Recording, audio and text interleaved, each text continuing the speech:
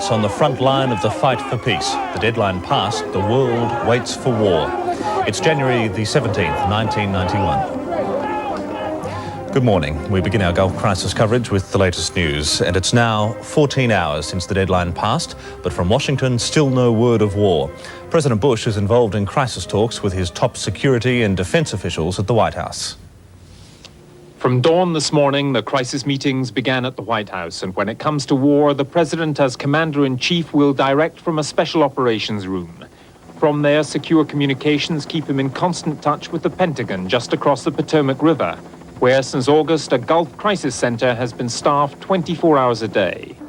As he was preparing to fly home to Baghdad, the Iraqi ambassador to the United States left with a grim warning. And if an attack comes, you have to be sure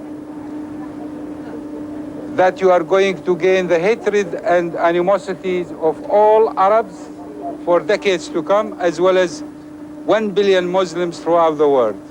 In response to Iraq's rhetoric, the State Department has renewed its warnings about terrorist attacks.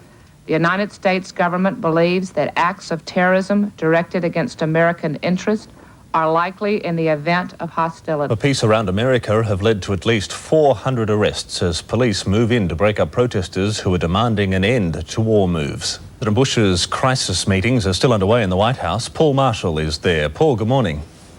Darren, good morning. Paul, any word on Mr. Bush's meeting with James Baker and Dick Cheney yet?